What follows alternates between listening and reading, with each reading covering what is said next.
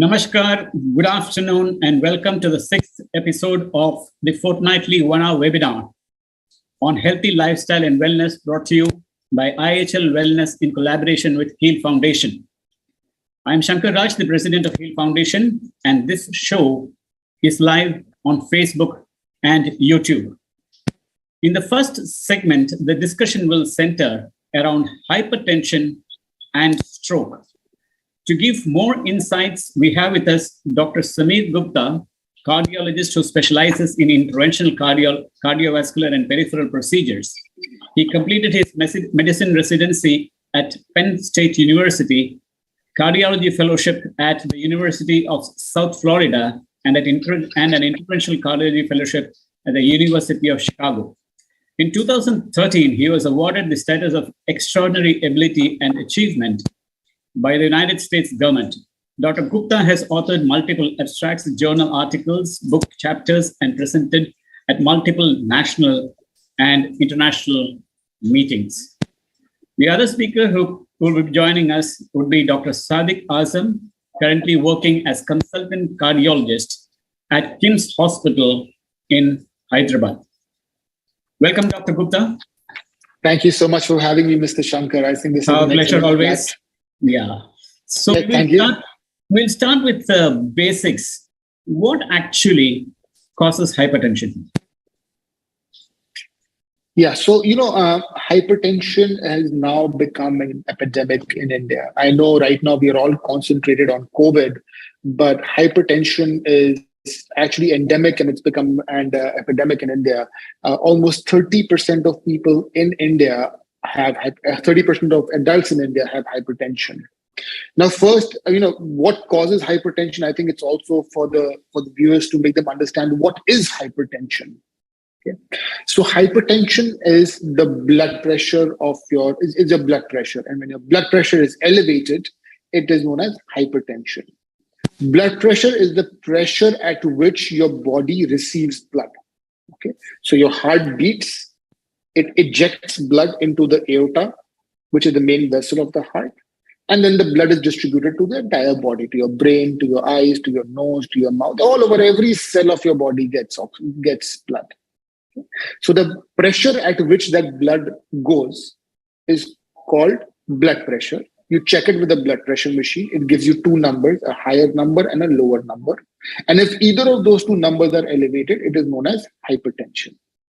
Coming back to your question of what causes hypertension, there are many reasons why people have high blood pressure. The most common reason is you can divide them in two ways. One is genetic causes. So if there is somebody in your family who's got high blood pressure, your first degree relative, maybe your father, mother, your uncle, your aunt, your grandparents, then you have some genes that can increase your risk of high blood pressure. Then there are various other conditions because of which high blood pressure comes up. Thyroid diseases, endocrine diseases, like if you have, you can have steroid abnormalities in your body. You can have it because of kidney problems. If you have renal failure, you have a higher risk of hypertension.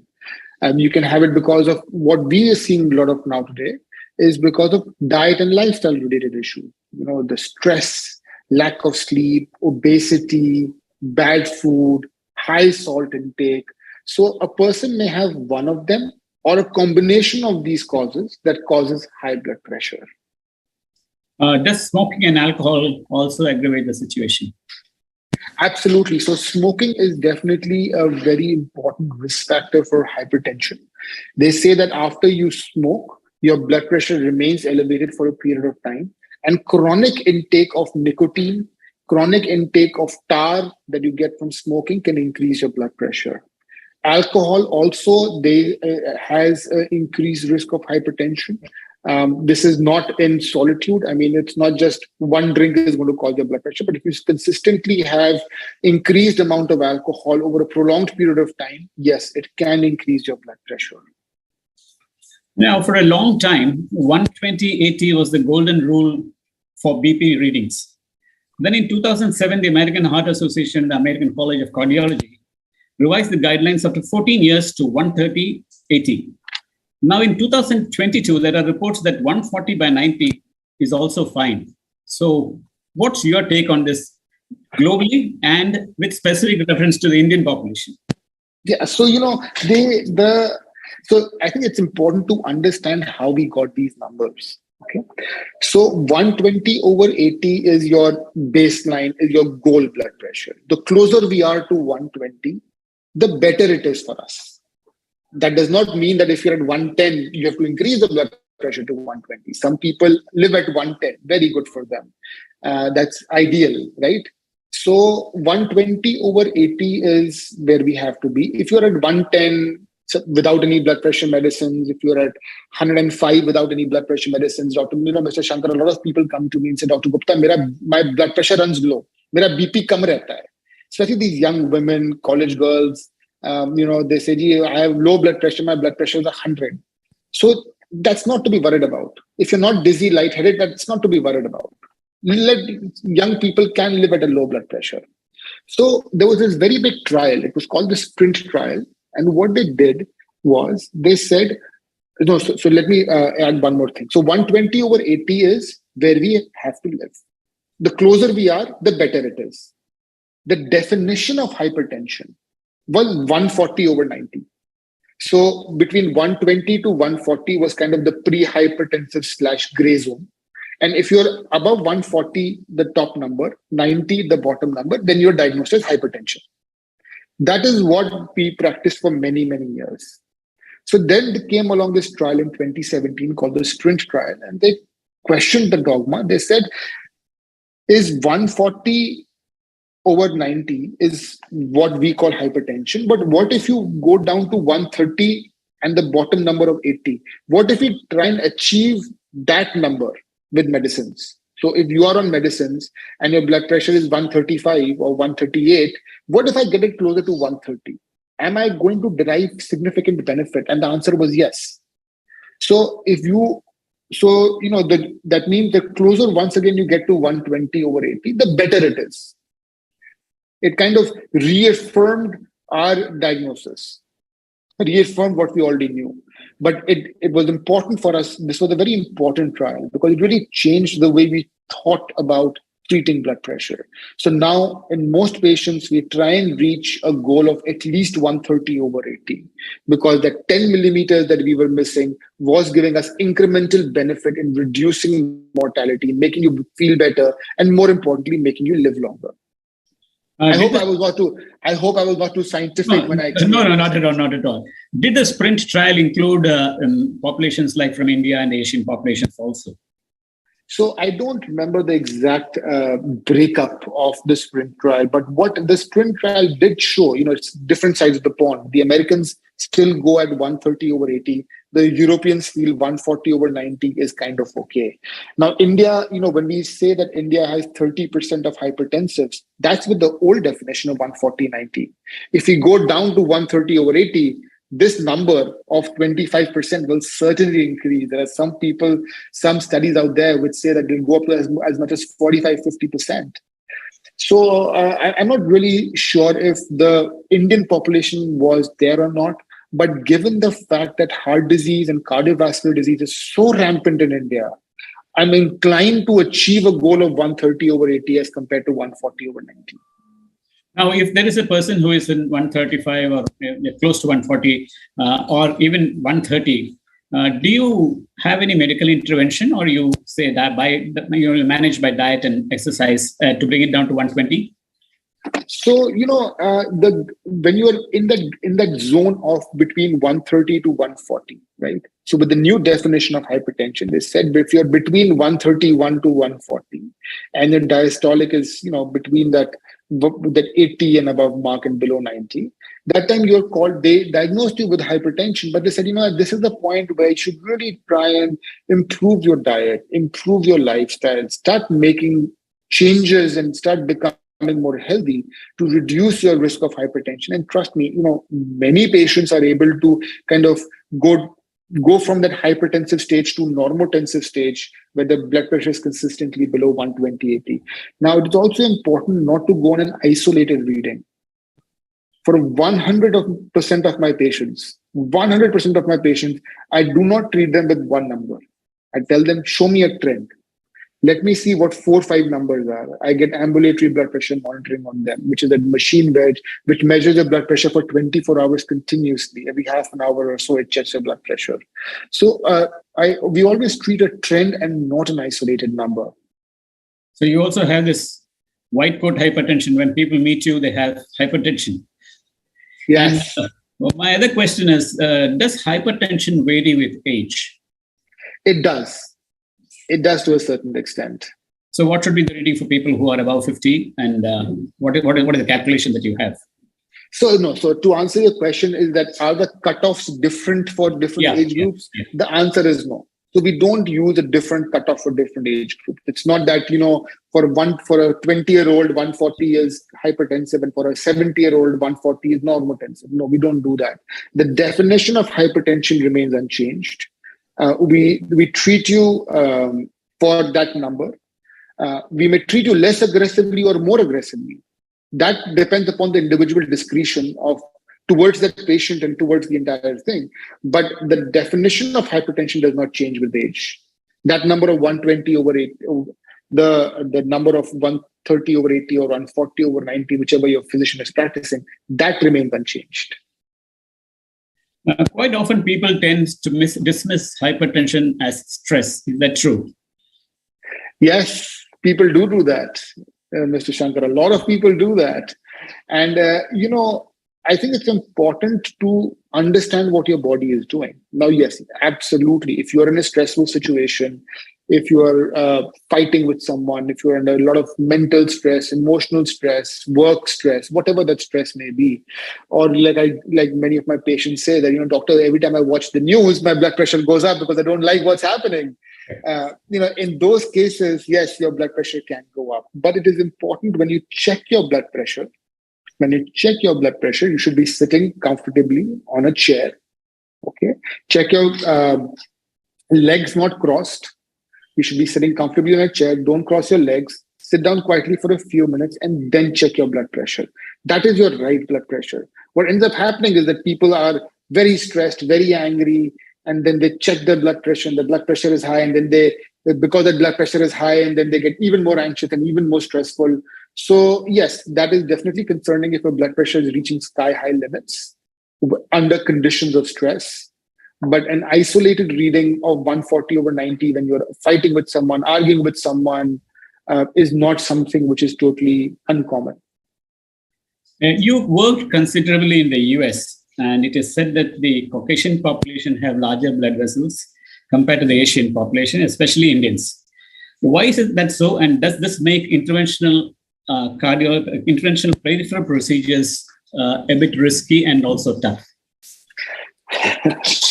So yes, I was there for many years. I practiced over there for many years, and one thing, this is something which is kind of debatable in the medical community, that do Indians have smaller coronary arteries compared to the Western population? Now, because there are various reasons why that determines the size of the coronary arteries. There are some genetic reasons, but there are also body physiques. People in the Western world typically are taller. They are a little bit more well-built. People in Southeast Asia are typically, shorter. When they gain weight in India, they gain more of centripetal obesity. That means, everybody has a paunch. Mostly in the Western world, when they gain weight, that weight is wholesome. It's like at the hips also you gain weight. You may gain weight on the chest also. In India, that's usually not the case. And that has to do with genetics. So there are a lot of genetic variabilities that determine a lot of factors. Coming back to your core question, does Indians have coronary arteries? Comparatively, I would feel yes. From my personal anecdotal experience, I would feel they do compared to the Western world. That is on a case-by-case basis. And does that make coronary interventions a little bit more challenging? Well, I think it all depends upon your skill set. I don't think it is just this one thing which makes it challenging. I would say that Indians have a lot more heart disease compared to the Western world. This has been proven in literature that Indians get heart disease almost 10 years earlier than the Western counterparts. In India, if you talk to any cardiologist, and I'm sure Dr. Azam, when he comes in and he gives his opinion, it is not uncommon to have 30-year-old, 40-year-old, early 50s with all three vessel blockages, really severe disease, as compared to the US, where, if somebody had come in their 20s with heart attack, it was very, very rare. In India, it's not at all rare. In fact, 25% of all heart attacks happen in people who are less than 40 years age.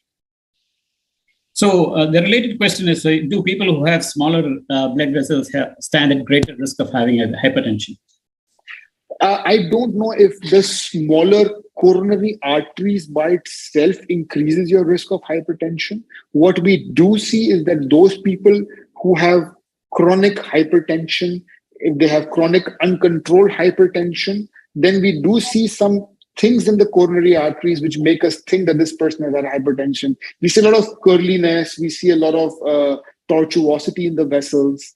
That makes us think that this person has had chronic hypertension. But I don't think that chronic hypertension can lead to smaller coronary arteries, if that was the question. Now, if you have chronic hypertension, you have a higher risk of blockages in the arteries of the heart. Right? So there's a higher chance of you having blockages, but I'm not sure if that can be completely correlated with smaller size of the coronary artery. Come back to you, Dr. Gupta. I'll now move on to, I'll have the second round of questions. Of course, I'll move on to Dr. Sadiq. Dr. Sadiq, welcome. Can you unmute yourself, Dr. Sadiq?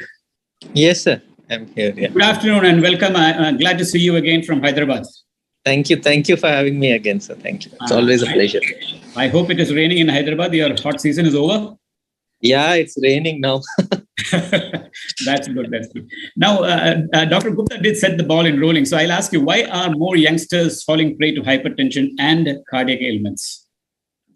Well, I think lack of activity is probably one of the major causes that we are seeing in the last couple of years, especially since, this whole pandemic took over and people were forced to stay indoors. A lot of people, we as doctors were probably the only people on the roads at that time, allowed to be on the roads at that time, probably the right thing to say. A lot of people lost the habit of exercise. A lot of people lost the habit of regular physical activity. You were indoors, you was confined to your thing. And not a lot of us actually, even people who used to do regular exercise prior, used to probably go to gyms, go to parks. Not many people used to, do kind of exercise at home. And now that we are more into this apartment culture and confined living spaces where you don't really have the good old days when, you had a house with a balcony, or, you have a terrace, or, a garden where you go and walk. And most of us are living within a 2 BHK, 3 BHK, where you don't have the luxury to have a specific exercise area. People just, took it as an excuse to reduce their physical activity, become more sedentary, and then easy access to food delivery apps. Now you're eating more and you're working out less, and you're eating a lot of junk. And you want to eat junk, it's there at the snap of your finger. Within 30 minutes or less, you have it at your doorstep. So this wasn't happening before. Now there's a lot of change in our own diet, our own lifestyle, and that has probably set the ball rolling to many more youngsters coming in. As Dr.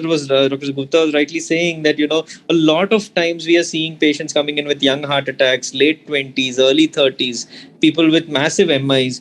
They seemingly don't have any risk factors, yet when they come in, we find their pressures are 170, 180. People who have come with strokes, intracranial bleeds, who have high blood pressures of 170, 180, close to 200 even at times. People who your morbid obesity.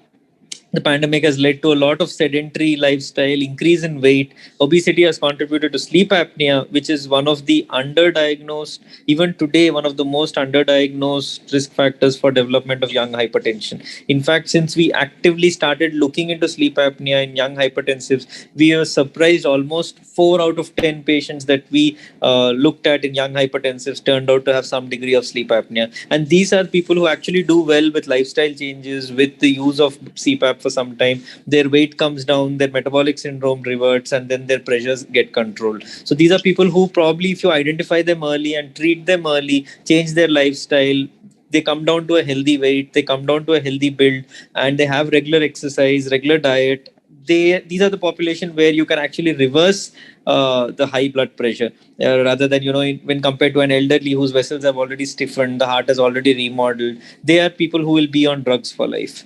So that is probably one of the major reasons why we are seeing a spurt in young hypertensives. Hypertension is described as a silent enemy. How early can hypertension be detected, and what are the symptoms? Hypertension can be detected. The thing with hypertension, the reason why it's called a silent killer is close to more than 50% of people who have hypertension don't have symptoms. And unless your pressure crosses 170, 180, 200, when you're developing, signs like headache and occipital, early morning headache, early morning giddiness, people at towards the stages might even come with ocular symptoms, blurring of vision, blackouts, giddiness, falls. Sometimes they can have palpitations, irregular heartbeats. Now, these are the people that you end up detecting. But otherwise, people who have pressures 140, 150, unless they actually go and get it checked, you're not going to be able to detect it. So I think at least in today's day and age, everybody should have a BP apparatus at home.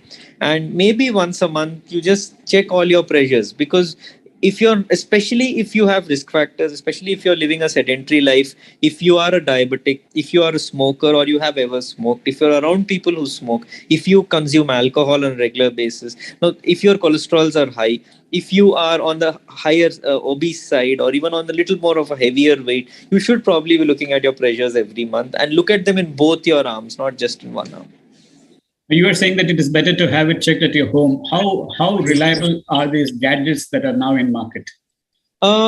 Surprisingly quite reliable, because over the pandemic we have seen there has been a lot of spurt in small town industries and stuff, where pressures have BP apparatuses and pulse oximeters, and a lot of these gadgets have become more freely available to the public, and that has also helped in driving down the cost. Today you get a self-monitoring BP apparatus for somewhere around 600, 800 also. And but of course, stay away from things that are too good to be true. If something is too good to be true, it's probably not true. That is the dictum. So if you're getting a BP apparatus that should minimum cost you 800 rupees for 100 rupees, I would take it with not just a pinch of salt, maybe a fistful of salt. So don't try to go for the best deal always. Look at, there are standard brands available in the market, and anything of your choice you can pick. What I generally tell my patients is, you know your standard blood pressure in the clinic, have a comparison with your pressure at home. But again, this doesn't really help because of the concept of white coat hypertension. See, somebody might be normotensive at home, but they come to the hospital, their pressures are high. So that's what white coat hypertension is. It doesn't necessarily mean if I check the pressure, even if my nurse, my assistant, somebody checks the pressure in the hospital, it might still come high.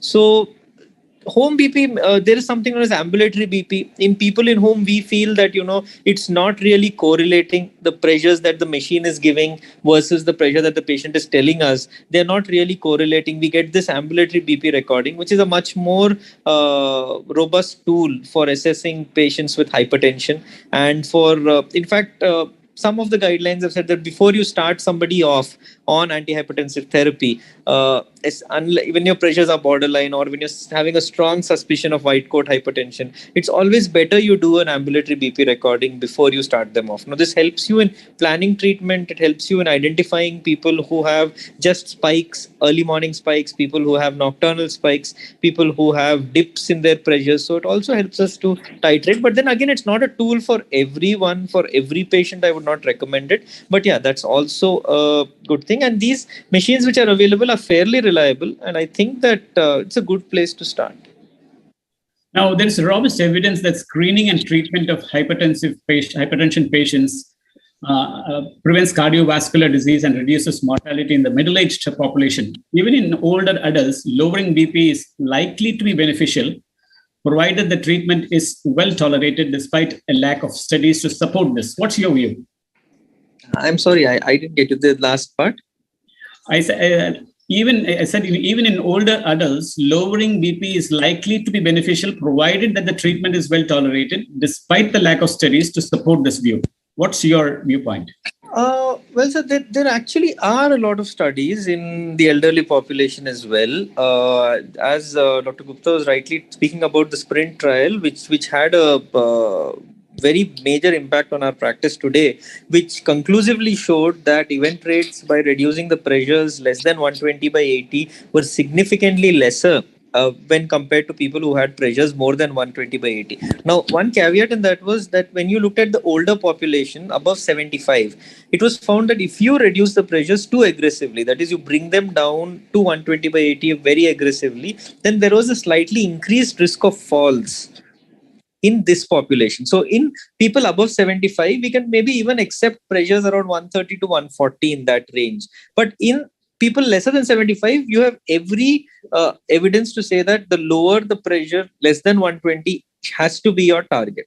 Now, there have been a lot of other studies. There was HOPE initially, there's HOPE 3 now, which has also shown that lowering blood pressure does reduce events. So even whether it is elderly, whether it is young, you have to reduce. But one thing you have to understand is that never try to reduce it too aggressively. Like somebody who is having a pressure of say 180, 100, and you have been seeing him at a pressure of 180, 100, all of a sudden you start him on 3 drugs, 4 drugs, and his pressures drop down to 100.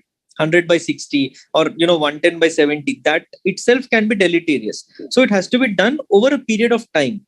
In fact, in the first 24 hours, also in patients who come with hypertensive emergencies, their pressures are say 200. We are happy if it comes down to 150 or 160. We will not try to bring it down to 120 just at the drop of a hat, even though with drugs you can do that. But you want to bring it down more gradually. But this is because of one thing that they say, that even though our brain's blood supply is auto-regulated, at these high pressures, there is some there's a postulate that autoregulation tends to fail at persistently high pressures.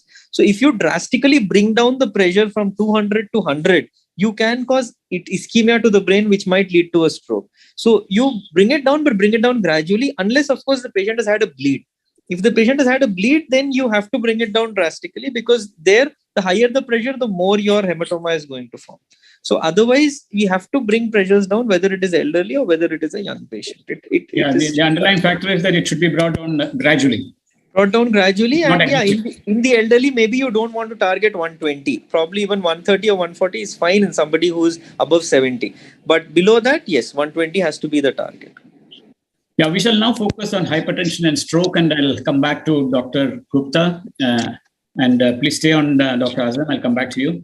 Dr. Gupta, how can hypertension actually cause stroke? What's the mechanism? Yeah, so when you think of stroke is basically of two broad types of strokes. One is what you call ischemic stroke, and the other is called hemorrhagic stroke. Ischemic stroke is when there is a blood clot which gets formed in the artery of your brain, and you get a stroke. Now, the blood clot can be formed because there is plaque over there, or there's a blood clot which came from some other part of your body, usually the heart. So that is what you call ischemic stroke. These blood clots can happen, these blockages can happen because of high blood pressure. These blockages, where it plays a very important role in the formation of blockages. It can happen because of atrial fibrillation, which is an irregular heart rate. That is also, hypertension plays a very important role in causing it. And there can be other causes of small vessel stroke because of high blood pressure. The other is the hemorrhagic stroke, where there is an artery in your brain that bursts, and it can bleed into your brain and cause a stroke, what you call brain hemorrhage. So chronic hypertension can weaken these arteries sometimes. An acute, very high blood pressure, like Dr. Azam said, it can also cause that artery in your brain, a small artery in your brain, to burst and cause blood to leak. So that's how you can have hypertension with stroke. Now, ischemic stroke, the one where blood clots get formed in the arteries of your brain, that's definitely more common. 80% of all strokes happen because of that mechanism, and 20% of strokes are from brain hemorrhages. Now, what exactly is hypertensive stroke? So when you think of hypertensive stroke, it encompasses both of these things, more so of the former type of the ischemic stroke, where you have high blood pressure for a long time and then you can have a stroke. You can also have a hypertensive stroke when you've had chronic hypertension for a long time, and a small part of your brain can have a small little bleed over there, or a clot can form in a very small area, and that's usually what you call hypertensive strokes. Now, can hypertension cause probably, and if there is a pre-existing aneurysm, can it cause the rupture of aneurysms if you have high blood pressure? Yeah. So I'm guessing the audience for this is the common man. So let me first tell you what an aneurysm is. Aneurysm is, yes. Right. So an aneurysm is anytime so there are artery of your heart, any artery in your body, you can think of it like a cylinder. Okay. Like a cylinder. Okay, let me put it like this, like a cylinder like this, like straight like this, right? It may be a little curly, but for the most part, these two angles are like, they'll be parallel to each other, the two sides of this. Now, when you have an aneurysm, your artery balloons out. So a part of your artery balloons out. So it may become like this. So over here, if you see, there is a little bit ballooning, and in the top, it becomes straight again. Okay. So it balloons out. This ballooning is called an aneurysm. The ballooning of a vessel is called an aneurysm, where the artery basically dilates in a small to a large portion of the vessel. These aneurysms can form anywhere in the body. They can have brain aneurysms. They can cause strokes. You can have aneurysms in the arteries of your coronary arteries of your heart. You can have it in the aorta. You can have it in many other places. Okay. Hypertension is a very important cause for formation of these aneurysms, because chronic stress at high pressure can cause the vessels to dilate, the vessel wall to weaken, and the vessels start ballooning out. Now, when you have high blood pressure, because the vessels are weak, the vessel wall has become weak because of high blood pressure for a long period of time, or because of other causes also, but I'm just using hypertension as an example. When you have very high blood pressure all of a sudden, or you were that time, this weak vessel wall can burst, or it can cause dissection, what you call. So it can cause aortic dissection, it can cause aortic rupture, perforations of these arteries. So high blood pressure not only causes this, but also acute elevation of blood pressure can cause them to burst. Now, is hypertension and stroke more common among men or women, or is it equally divided? It's definitely men. It's more common. Both hypertension and strokes are more common in men. There are various reasons for that. There is also a school of thought which says that it's probably prevalent in women also, but it's not picked up as often in women. So that's also a thought. But as of now, statistically speaking, men have more hypertension, men have more strokes, men have more heart disease. Now, women also, because of the hormonal things with women, they're kind of protected from hypertension, at least till they hit menopause, right? Till they hit menopause, there is a certain element of protection that women inherently get from nature that puts them at a lower incidence of hypertension. However, it's not that premenopausal women are not hypertensive. They can definitely get hypertension, but there's a certain element of inherent protection they have. So there was also a recent study which said that over 80% of the women who are hypertensive are also obese. So what's the link? So, obesity definitely increases your risk of hypertension, whether it is men or women is irrelevant. Okay. Obesity increases your risk of hypertension because when you're obese, you have more mass in your body. And when you have more mass, that mass needs blood. It needs oxygen, right? The fat cells need oxygen. And it increases what you call vascular resistance. So that can cause it increases the risk of hypertension. Also, there are certain inflammatory markers that are secreted from obesity because of obesity that can increase your risk of hypertension.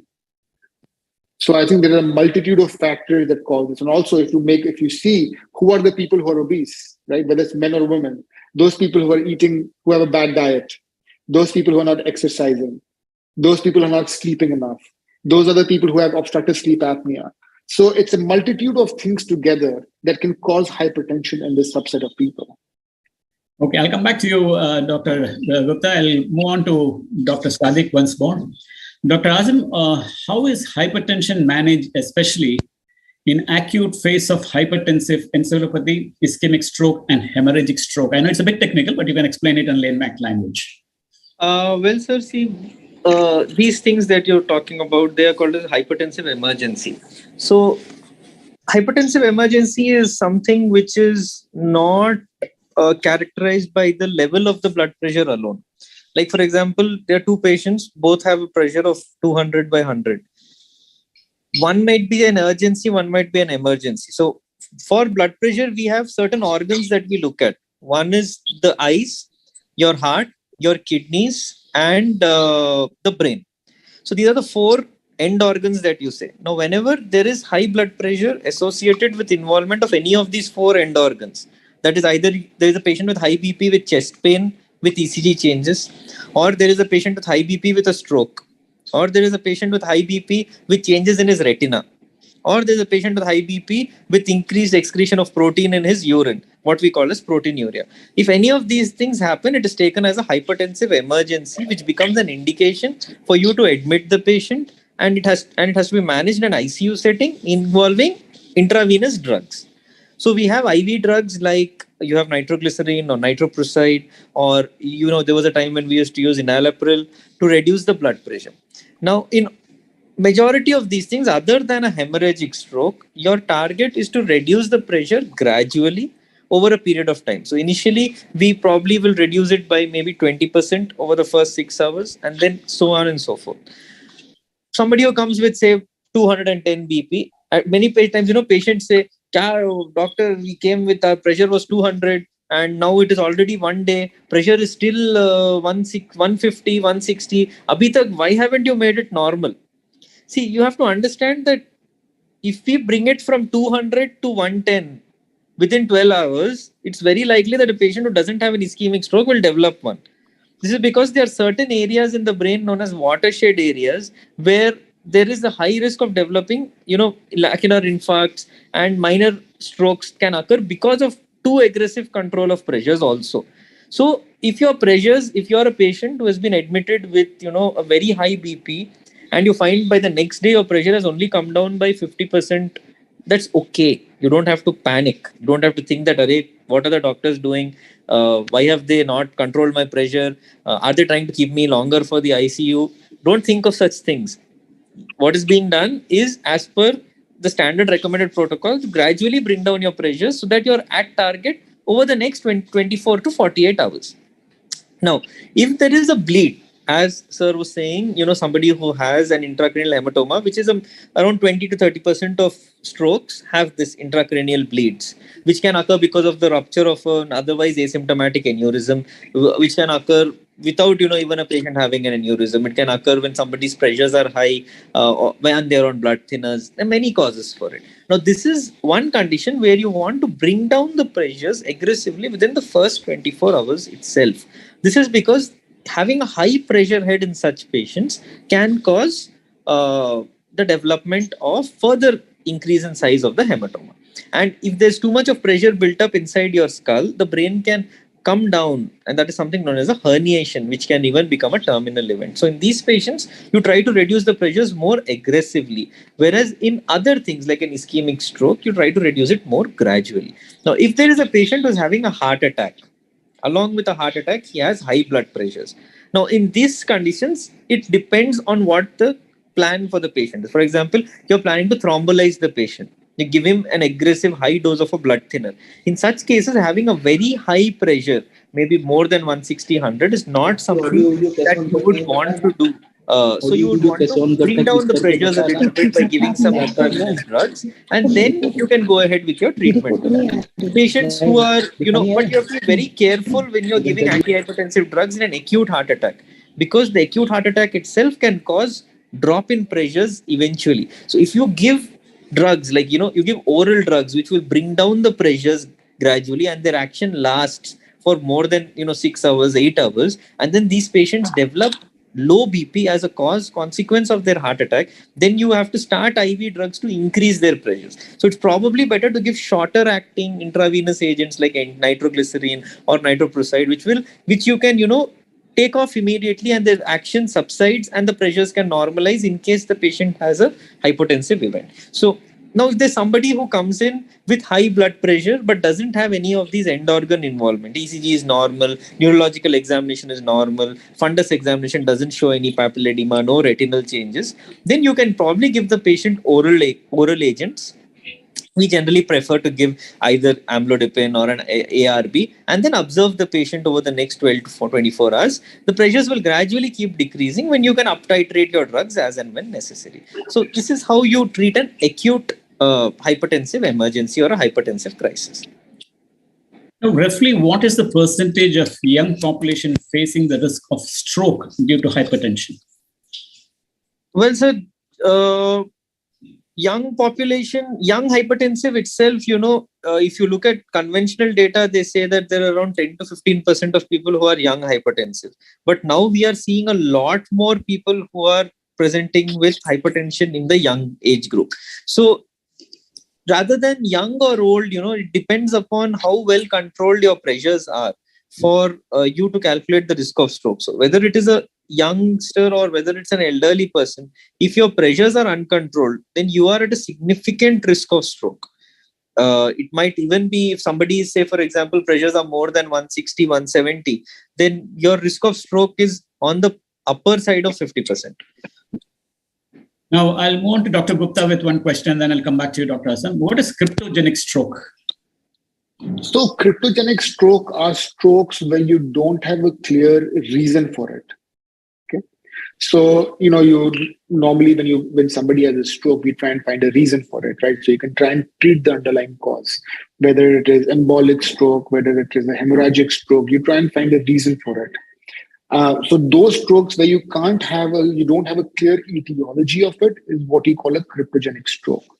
Now, when you have a cryptogenic stroke, there's an extensive workup that we do, right? That is there a blood clot? Where did the blood clot come from? Are there any tendencies any genetic tendencies for blood clotting that the concerned patient may have? You do an extensive workup. So if you don't have an exact reason or etiology for the stroke, it is what you call a cryptogenic stroke. Now, can we use some modern methods like artificial intelligence and other areas to catch hypertension early on? So I think hypertension. There are various ways in which you diagnose hypertension. Right. The first and foremost thing you do is it's actually very easy to diagnose hypertension. All you do is get a blood pressure. Right. Yeah. You go to your local doctor. You go to your pharmacy. You go to your work. Nowadays, a lot of people have the health rooms in the corporate offices, and there's the blood pressure machine over there, and you just check your blood pressure, and if your blood pressure is high or low. If your blood pressure is high, which is like we talked about, 130 over 80, or if it's definitely over 140 over 90, for sure you have hypertension. So if your blood pressure is in that range, then you have a hypertension, right? So I don't know if AI would be actually useful in diagnosing hypertension. You will have to diagnose it by a blood pressure cuff. Now, can we try and predict who is going to be hypertensive? Yes. That is where AI may come out to be helpful. For that, you would need large data sets. You will need a lot of more information. A lot of things will have to be fed in. So you can try and predict a person's risk of hypertension in his life. I will tell you one more thing over here. There's been a lot of talk about the polygenic risk score in diagnosing heart disease or giving a risk of heart disease. But all these, so hypertension, diabetes are what we call lifestyle disorders, right? That yes, there is a genetic component to it, but lifestyle plays a very important role as well. Okay, there is a certain genetic component and there is a certain lifestyle component. So it's two things together which make you hypertensive. It's two things together which make you diabetic, etc. Some of the other lifestyle diseases. It's not one or the other. Now, there may be only genetic causes which make you diabetic, right? There are some cases of that, but I'm talking about just a broad overview. So it's a little bit of one, a little bit of the other. Together, it increases the risk of hypertension. So to answer your question, can we use AI to try and predict who is going to become hypertensive? Yes, there may be an option. You need a lot of data. You will need a lot of information. But I think the simpler task is just go to your local doctor, get your blood pressure checked, and you have a diagnosis.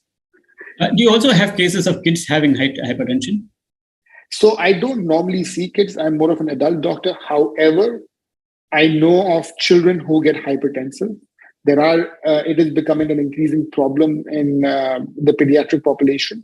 Now, there are various reasons for kids becoming hypertensive. The reason for a 1-year-old will be very different from that of 18-year-old who gets hypertensive. When you're in the 1 to up to, I would say, 12, 13, 14 years of age, an important reason of hypertension is genetic causes and hormonal issues and cardiac issues, etc., which can cause hypertension. As you go in your late teens, that's where the diet lifestyle starts coming into the picture, apart from the other secondary causes of hypertension like hormonal issues, obesity, and endocrine disorders, kidney issues that can cause hypertension. So I think and also the definition of hypertension in this age group is different. What you would call a hypertensive for a 1-year-old or for a 6-month-old is going to be different from that what it is going to be when you're 17, 18. So the definition of hypertension changes, the cutoff values change. Yeah, we are running short of time, but I have a common question to both you and Dr. Sadiq, and that is, has COVID, especially long COVID, changed the entire scenario of hypertension and stroke? Yes, Dr. Gupta, you can answer, and then followed by Dr. Sadiq. Sure, yeah. So I think COVID has definitely changed the paradigm of health in general. I wouldn't say just hypertension and stroke, but the entire paradigm of health has been changed. People have become, I feel, for the most part, more health conscious. They've become more health aware. They want to take the right things. Health insurance has shot up. People who are now going out and actively getting health checkups has certainly increased. At least that's what I feel, compared to what it was pre-pandemic, when health was kind of taken for granted and people were, not paying too much attention to it. So I think that has definitely happened. As far as hypertension per se is concerned, I did see a higher incidence of hypertension during the COVID era. There were multiple reasons for that. I think people were not paying that much attention to the diet. They were sitting at home and they were eating a lot of junk and chips and all that good stuff. They were not exercising that much. Stress was a very important thing that was happening, both mental and emotional stress.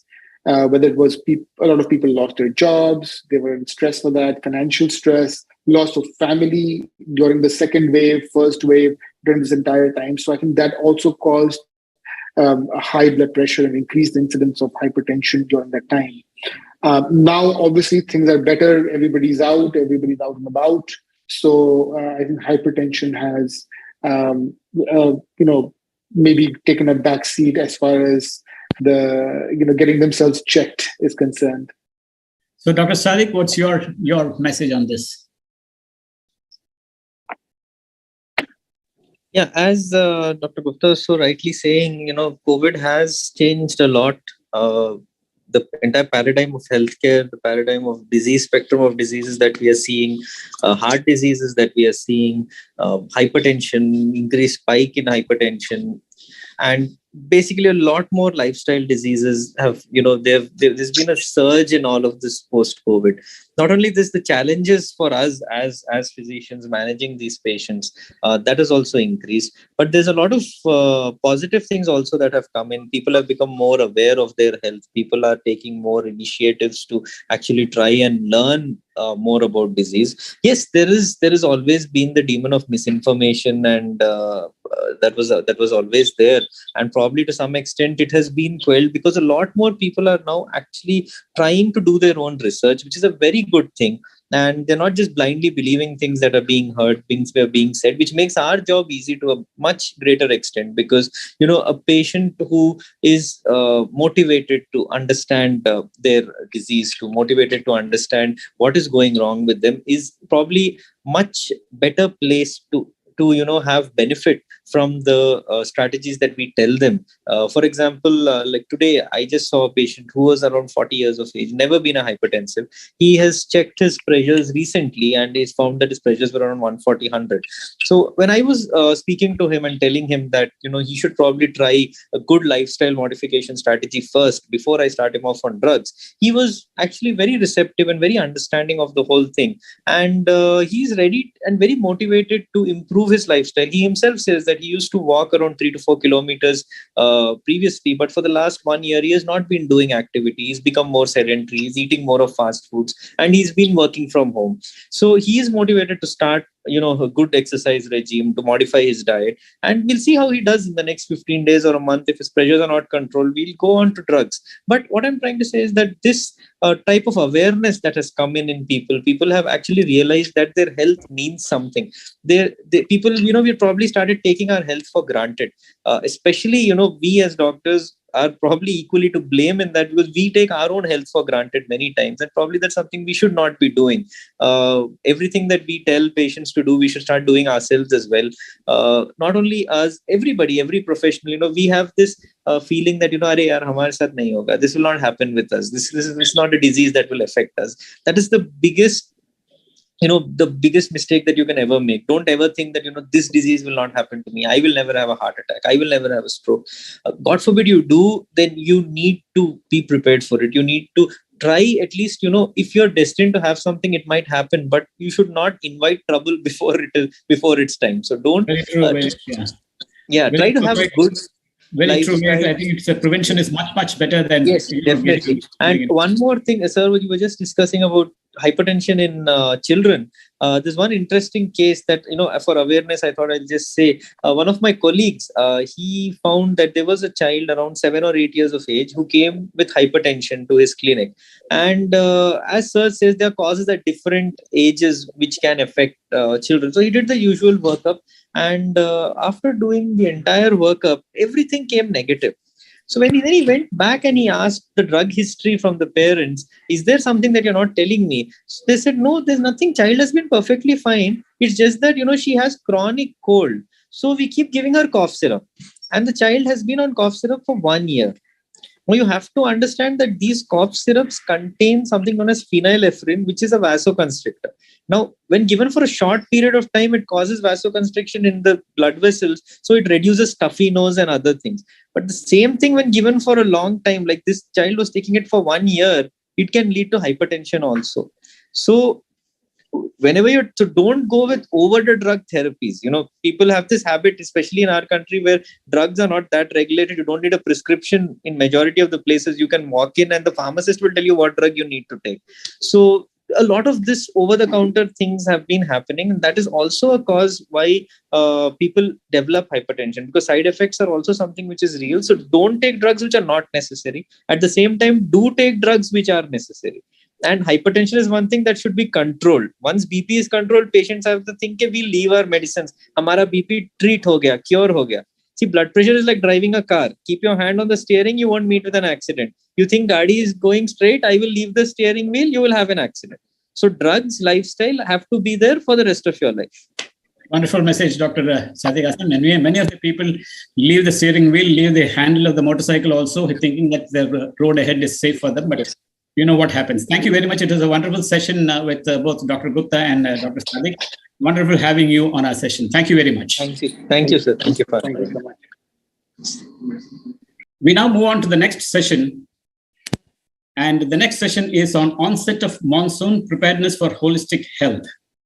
And we have with us Dr. Anubha Srivastava, who is currently working as a lecturer, Department of Sharir Rachana, Government Ayurvedic College, Sampurnananda Sanskrit University at Varanasi. Welcome, Dr. Anubha. I think I kept you waiting for some time. I'm extremely sorry. This overshot the time that was allotted. So I'll come straight to the question. Do you hear me? Yeah. Yeah, I think I'm audible. I'm audible. Yes, you're audible, but your camera should be adjusted because we see only part of your... Camera should... Yes. Okay. Yes, okay? Now you're audible. Yes, it's okay. Yes. Dr. Anubha, during the monsoon, which of the tridoshas get aggravated and why? In monsoon, preferably, Vata is predominant. Whole three doshas are dominant, but Vata is much more dominant than other one, because this is the Vata Prakop conditions. In Ayurveda, the Kal, the time is divided into two parts, Adan Kal and Visarg Kal. Adan Kal is here. These are three ritus are come in this kal, that is known as the Shishir, Vasant and Grishma.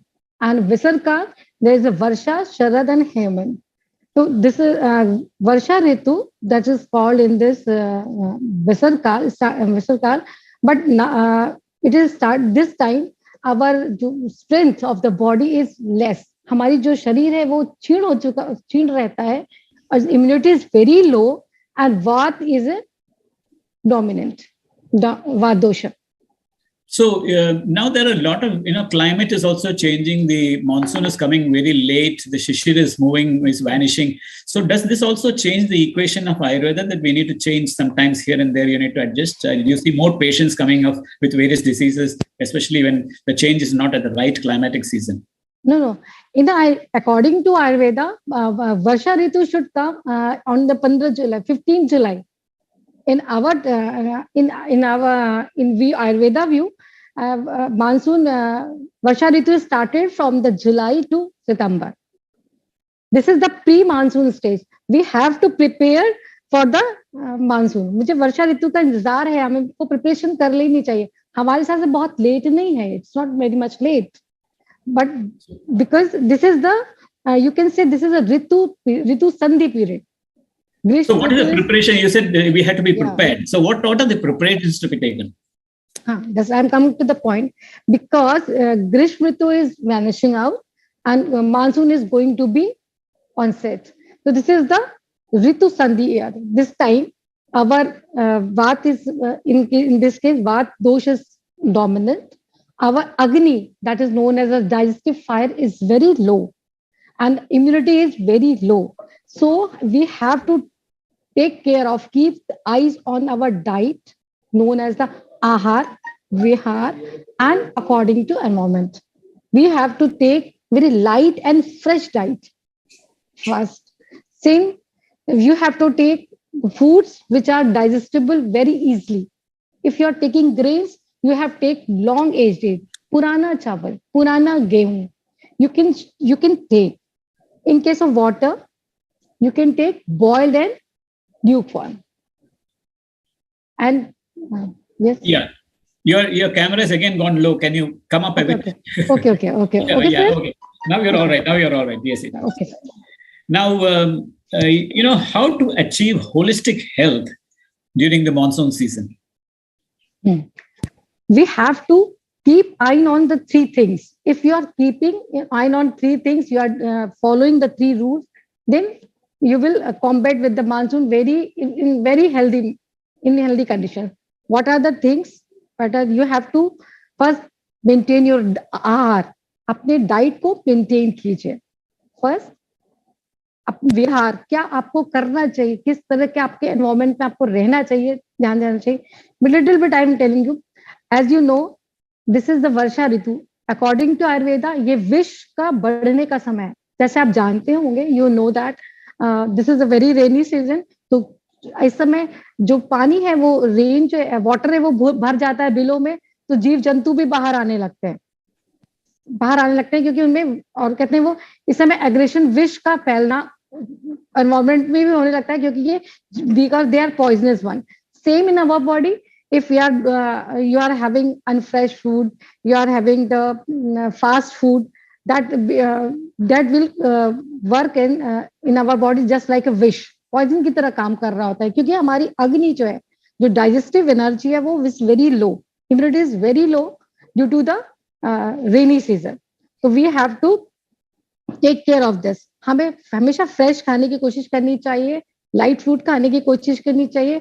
पानी जो water we are drinking should be boiled and you can say lukewarm.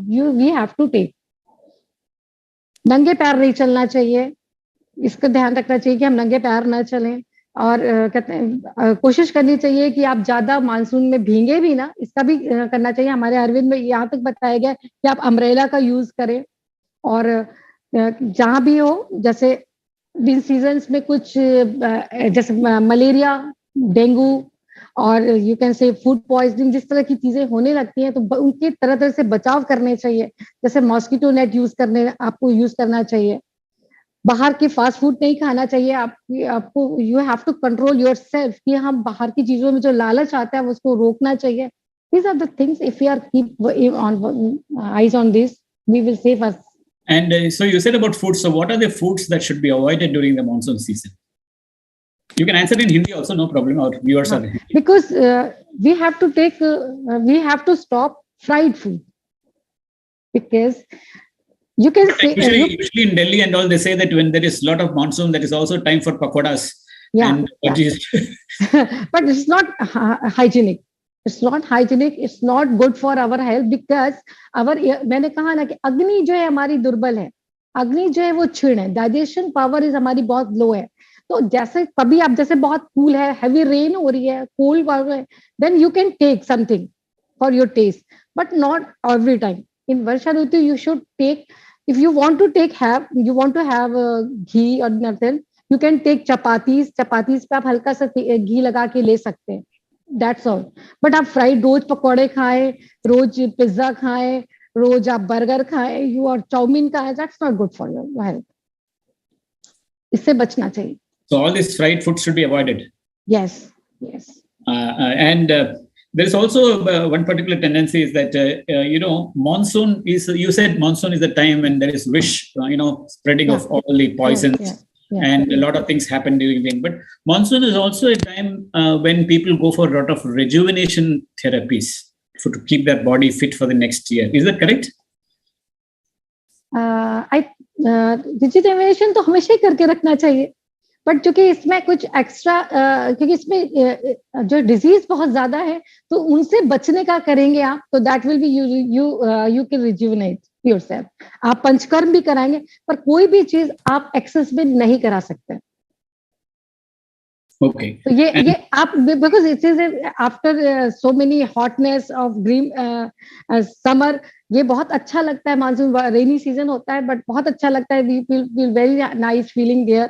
But अब same मैंने कहा ना, मेरे साथ कुछ problems और भी हो जाती हैं हम सबके साथ, कि हमारी अग्नि कम है, इम्यूनिटी कम है, तो हम इन चीजों से बचे. आप मस्ती करने के चक्कर में घूम रहे हैं, बाहर जा रहे हैं, अनबन खा रहे हैं, और कहते हैं एक्सपोज हो रहे हैं गंदगी, तो वो आपके लिए नहीं अच्छा. तो आप ये नहीं कह सकते कि हम रिजुविनेट करने के लिए वर्षा ऋतु is best. No, not at all. There is actually some Ayurveda experts say that why this monsoon season is supposed to be good for rejuvenation is because all the plants put off fresh leaves and the effect of the medicines are good. Is that correct? Little bit correct, because every season Ayurvedic medicines के लिए तो हर season है, not a Varsha Ritu only. Some drugs are very Avla, you can say Avla, Ambika, right? It's very good for in the winter season. बसंत ऋतु में बहुत अच्छा है. तो हर fruits और लीव्स का अपना अपना ऋतु है, ऋतु के अकॉर्डिंग उनके रहता है. But because it's very in starting very you can से बहुत सूदिंग लगता है, बारिश होती है, हरा हरा सब कुछ दिख रहा, हरियाली अच्छी लगती है, तो हम समझते हैं कि नहीं सब कुछ अच्छा. ऐसा नहीं है. We have to take much care in this season. ये बहुत सारी बीमारियां भी लाता है. अगर आप केयर देखिए, आपको चिकनगुनिया, अभी कुछ दिनों में आपको मलेरिया, चिकन, सबके पेशेंट्स मिलने लगेंगे. Yeah, there is flu, fever. Very simple. Flu तो होना ही होना, बिकॉज जैसे ही चेंज हुआ, टेम्परेचर का फ्लक्चुएशन है, तो आपको फ्लू भी हो रहा है, कोल्ड एंड इश्यूज होने लगते हैं, इन्फ्लुएंजा होने लगते हैं. Now, during monsoon season, can people take cold items from fridge, for example, drink cold water? No, it should be hot. No, it should be hot. Not hot. You can take lukewarm, gunguna, lukewarm water. You can take. Not very hot, because you can take in the winter season. That is the Hemant Ritu and the Shishir Ritu, Hemant, Shishir and Basan. But in this case, you can take lukewarm. One final question to you, Dr. Anubha, is this is an important question because Ayurveda focuses on preventive health through good immunity. Now, how can one increase immunity? Now, immunity was a big topic, especially during the COVID period. So, how can one improve immunity? बस, very very good question. अगर आप immunity की बात करना है, हमें करना है, तो हमें you have to follow the dinacharya, स्वस्थ ritucharya, which are mention in Ayurveda very clearly. कि हमें दिन में सुबह उठते हैं तो हमें क्या क्या चीजें को फॉलो करना चाहिए. रिजिम है हमारे यहाँ. इवन यू कैन बता रखा है कि इस तरह के दातून आप यूज कीजिए, प्रकृति में इस तरह के दातून यूज होने चाहिए, हमको इस समय में प्राणायाम करना है, हमको फूड में कौन सी चीजें लेनी है, किस पहले, जैसे आपने मानसून चल रहा है तो मेरा कहना है जैसे अगर आप जिंजर और सेंधा नमक, रॉक सॉल्ट और जिंजर को कि जूस को मिलाकर आप बिफोर मील लेते हैं तो वो आपकी जो अग्नि, जो आपकी कह सकते हैं अग्नि जो है जो लो हो चुकी है, खाने से पहले अगर आप लेते हैं तो कह सकते बढ़ जाएगी और आपका फूड अच्छे से डाइजेस्ट होगा, जो आपको प्रॉब्लम नहीं क्रिएट करेगा। तो इन छोटी चीजों को आप ध्यान रखेंगे। जैसे हमारे शीर्षादि कॉट है जो निर्विष के लिए कहा जाता है, उसको भी आपको बीच बीच में टाइम में आप ले सकते हैं, जो हमारे में जो टॉक्सिन्स बन रहे हैं उनको आप हटाने के लिए ले सकते हैं। ये कुछ मेडिसिन हैं जिनको आप लिया जा सकता है। प्लस आप प्राणायाम फॉलो कीजिए। फिर हमारे एक बड़ी अच्छी विधा है that is known as the panchakarma.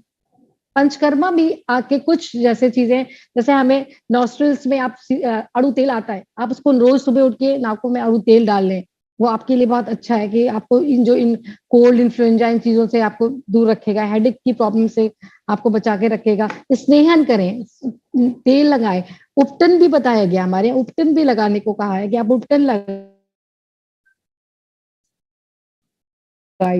Plus आप नहाने के बाद युगवर्म से वॉश करने के बाद आप कहते हैं तेल लगाइए, घर को फ्यूमिगेट कीजिए। एक मन और कहना था मुझे, every evening you should fumigate your house with dhupan, फुगुल धूप है, ये सब उससे धूपन करना चाहिए, जो हमारे यहाँ पहले बताया गया, we should follow that. So the bottom line is that people should be very disciplined during this particular period of time. Yeah. In food, in dinacharya, in everything. ऋतुचर्या, स्वस्थ सच, देखिए 5 is स्वस्थ, सत्विद, ऋतुचर्या, दिनचर्या and ऋतुचर्या. If you will follow all the things, you will be always healthy. So viewers, I think what Dr. Anubha gave us a wonderful message that during monsoon season, what you all have to do is lead a disciplined life. Get up on time, eat the proper food, do not go for junk food. See that your lifestyle is completely modified to match the ritu of that particular season, so that you keep away from disease and also increase your immunity. Am I right, Dr. Nova? Yeah, absolutely. So thank you very much for being with us. I think it was a wonderful session, and this is a period where people have to be very, very careful. As you say, this is the time when vish or the poison spreads across, and people land up with a lot of disease, and especially after the COVID, this is a more dangerous period. So I hope our viewers will take what Dr. Anubha Srivastava said seriously and lead a disciplined life. Please keep away from fried foods, from outside foods, and see to it that you use your kitchen treasures to the maximum benefit for your health, like what she said, ginger and other things and all, so that you keep yourself healthy. Thank you very much, Dr. Anma. It was wonderful having you with us, and thank you very much. With this session, we end this particular program, and thank you all for being with us on this wonderful show. Thank you. So I want to say thank you to you. You have given the opportunity to me to share my views. Thank you, sir. Yes. Your view should spread across to all the sections of the society, especially youngsters. Okay. Thank you, sir. Thank you so much. Thank you.